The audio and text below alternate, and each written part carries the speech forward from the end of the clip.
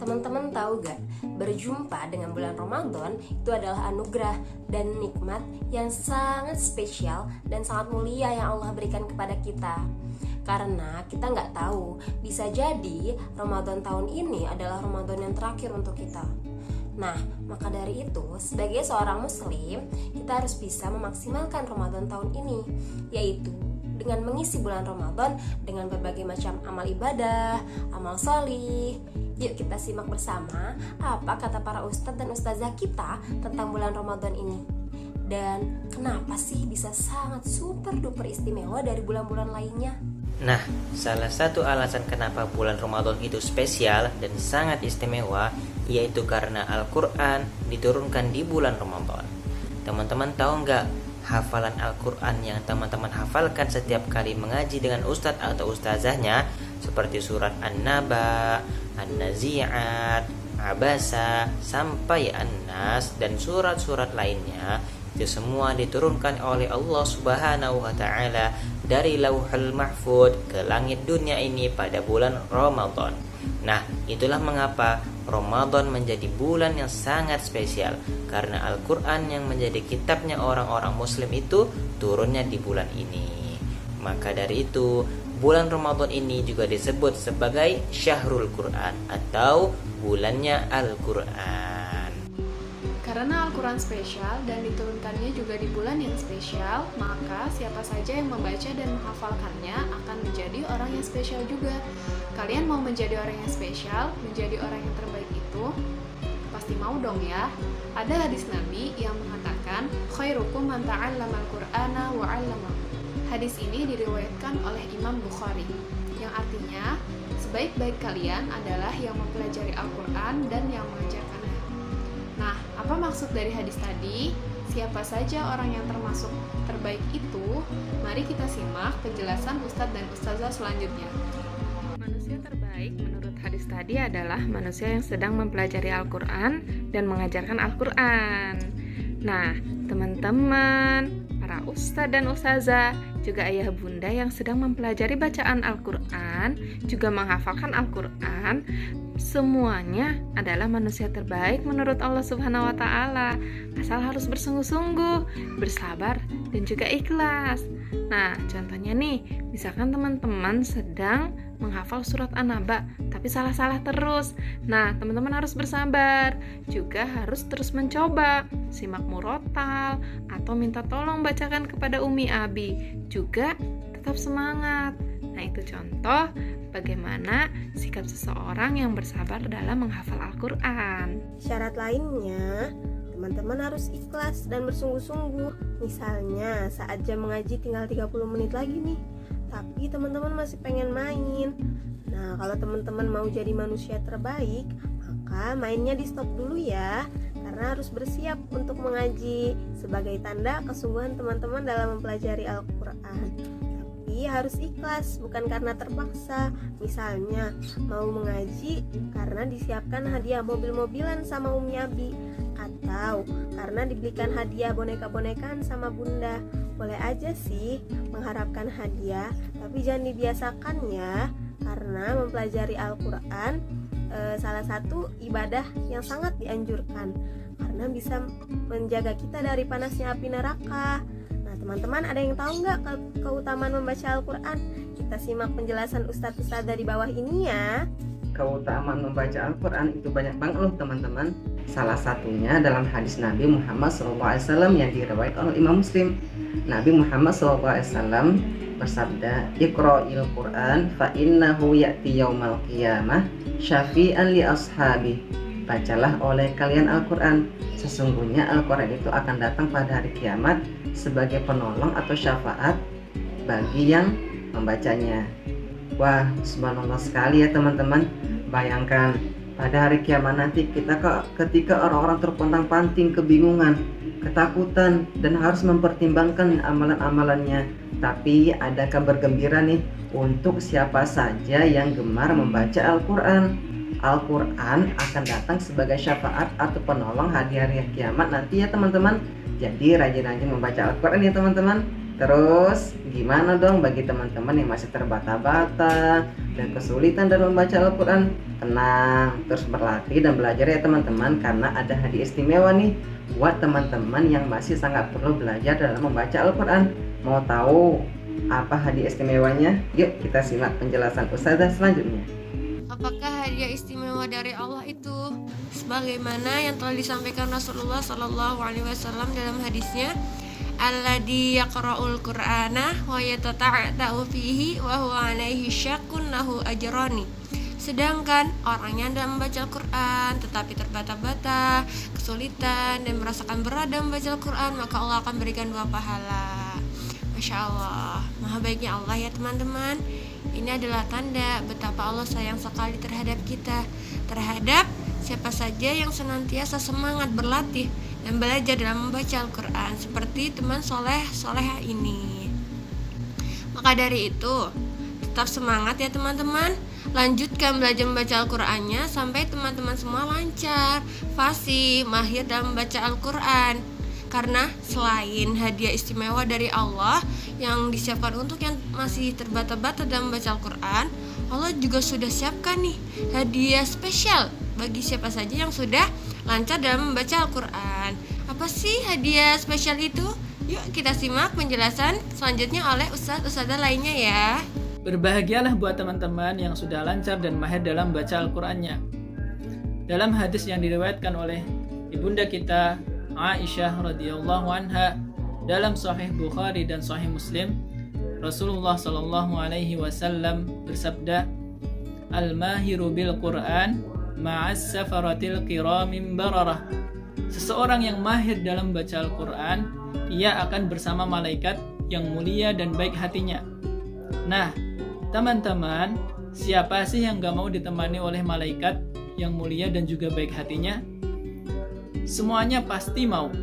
Karena ketika malaikat mendampingi kita, kita akan senantiasa senang dan ringan dalam melakukan amalan-amalan soleh, yakni amalan-amalan yang bisa membawa kita dan kedua orang tua kita masuk ke surganya Allah Subhanahu wa ta'ala.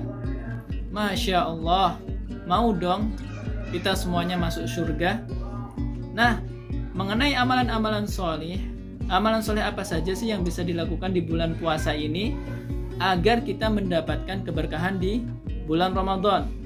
Yuk kita simak amalan-amalan soleh di bulan Ramadan yang insya Allah akan kita bahas setelah ini. Nah teman-teman, kali ini insya Allah Ustazah akan memaparkan 10 amalan utama di bulan Ramadan nih. Mau tahu kan? Pasti mau tahu banget ya. Karena 10 amalan ini insya Allah akan menjadikan kita manusia yang mulia di sisi Allah. Dan pastinya akan dimudahkan untuk mendapatkan indahnya surga. Amin. Pertama, berpuasa di bulan Ramadan. Nah, kesempatan besar nih teman-teman, karena sebentar lagi akan datang bulan Ramadan. Jadi, yuk kita niatkan untuk berpuasa. Yang sudah kuat untuk berpuasa, yuk diusahakan bulan ini full ya puasanya, tidak boleh bolong-bolong. Nah, untuk yang belum kuat berpuasa, karena masih kecil, masih TK, boleh banget Ramadan ini dijadikan waktu untuk latihan. Tidak apa-apa berpuasa semampunya, agar nanti saat sudah besar, sudah kuat dan terbiasa untuk puasa full. Amin. Amalan yang kedua, apa ya? Yuk kita simak berikutnya. Amalan ibadah yang kedua dari amalan utama di bulan Ramadan yaitu sholat malam. Apa itu sholat malam? Ada yang tahu? Ya, benar banget. Sholat tarawih. Seperti yang Rasulullah Shallallahu Alaihi Wasallam sampaikan dalam sebuah hadis, siapapun yang melaksanakan sholat malam dengan penuh keimanan dan ketulusan, maka Allah akan mengampuni dosanya yang telah lalu. Nah, teman-teman, kalau pas lagi berbuka puasa nanti, jangan terlalu banyak makan ya. Kenapa? Agar tidak terlalu kekenyangan. Karena selain makan berlebihan itu kurang baik, kita juga harus bersiap untuk melaksanakan sholat tarawih. agar dapat diampuni dosa kita oleh Allah.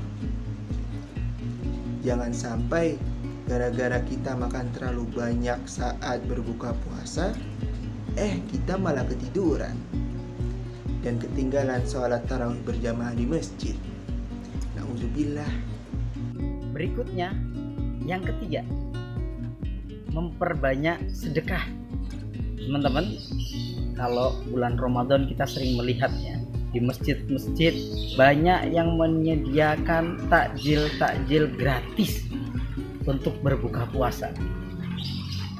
Ternyata teman-teman, itu memang disediakan sengaja untuk orang yang berbuka puasa. Teman-teman tahu kenapa? Dan kok bisa gratis? Itu ternyata teman-teman, karena pahala memberi makan orang yang berbuka puasa di saat bulan Ramadan, pahalanya akan mendapatkan pahala yang sama sebagaimana orang yang berpuasa tersebut, tanpa mengurangi pahalanya sedikit pun. Jadi pahalanya besar sekali ya. Nah, tapi tentunya harus dilakukan secara ikhlas. Baik teman-teman, kita masuk ke amalan yang keempat ya, yaitu membaca Al-Quran. Kita akan mendapatkan satu pahala setiap satu huruf yang kita baca loh teman-teman ya, dan akan dilipat gandakan oleh Allah menjadi 10 pahala sebagaimana riwayat Tirmidzi. Masya Allah. Dan ini terjadi di luar bulan Ramadan. Bagaimana jika di dalam bulan Ramadan? Masya Allah, Allah yang mengetahui pahalanya ya. Lalu keamalan yang kelima ya teman-teman. Apa itu yang kelima? Yaitu umroh di bulan Ramadan, dan pahalanya sebagaimana pahala haji, sebagaimana riwayat Imam Bukhari. Mudah-mudahan kita bisa melakukannya ya, untuk berumrah di bulan Ramadan ini atau bulan Ramadan yang akan datang, insya Allah, amin.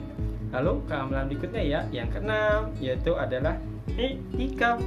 I'tikaf ini dilakukan 10 hari di akhir bulan Ramadan. Sebagaimana riwayat Aisyah radhiyallahu anha, bahasanya Rasulullah SAW itu melakukannya hingga akhir hayat beliau, dan dilanjutkan oleh istri-istri beliau, ummul mukminin semuanya. Masya Allah ya.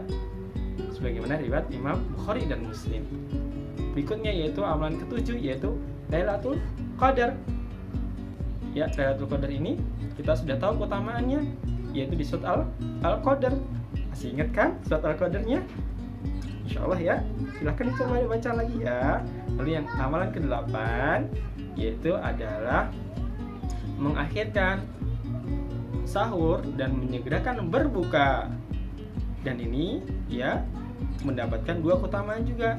Jika kita menyegerakan berbuka, kita menjadi hamba-hamba Allah yang dalam diliputi kebaikan.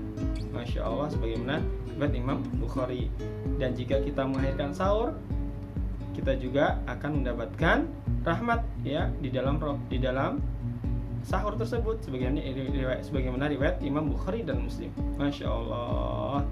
Ya, mudah-mudahan kita bisa lakukan semuanya ya di bulan Ramadan ini atau di Ramadan yang akan datang. Ramadan adalah bulan Al-Quran, oleh karena itu mari tingkatkan interaksi kita dengan Al-Quran, baik dalam tilawah maupun menghafal. Untuk kita sebagai para penghafal Al-Quran, mari jadikan momen Ramadan ini bulan menghafal Al-Quran atau bulan setoran ya. Begitu juga yang dilakukan oleh para sahabat ketika Ramadan tiba. Mereka berlomba-lomba untuk menghatamkan Al-Quran, baik dengan tilawah maupun menghafal ya. Bagaimana praktek para sahabat dalam belajar Al-Quran? Yang pertama, mereka selalu mengiringi hafalan dengan amalan. Bagi teman-teman yang sudah bisa membaca, alangkah baiknya sebelum menghafal, baca arti daripada ayat-ayat yang kita akan hafalkan, karena itu akan lebih memudahkan kita dalam menghafal dan akan memudahkan kita menerapkan dalam amalan sehari-hari. Kemudian yang kedua, mempersiapkan keimanan. Tentu untuk sebuah amalan membutuhkan niat ya, sebagaimana kita tahu innamal a'malu binniyat. Begitu juga untuk menghafal Al-Quran memerlukan sebuah niat atau suatu niat yang ikhlas lillah karena Allah Subhanahu wa taala. Dengan niat ikhlas lillah gitu, insya Allah kita akan dimudahkan dalam menghafal Al-Quran. Kemudian yang ketiga adalah memulai dari yang mudah. Alhamdulillah kita semua sudah melaksanakannya, sudah menjalankannya, yaitu memulai hafalan kita dari juz 30. Karena juz 30 adalah surat-suratnya atau ayat-ayatnya lebih mudah dihafalkan dibandingkan juz-juz yang lainnya, sehingga ya masuk ke dalam pikiran bawah sadar kita bahwa menghafal Al-Quran itu adalah mudah gitu ya. Mudah-mudahan Allah senantiasa memudahkan niat kita dalam menghafal Al-Quran dan menjadikan kita sebagai ahlul Quran dan kelak mengumpulkan kita di jannahnya. Amin ya rabbal alamin. Dan sebagai penutup, Ustazah kasih tahu ya, bulan Ramadan adalah bulan di mana Allah Subhanahu wa taala memberikan kesempatan nih kepada kita untuk memperbanyak ibadah dan memperbanyak amalan-amalan sholih.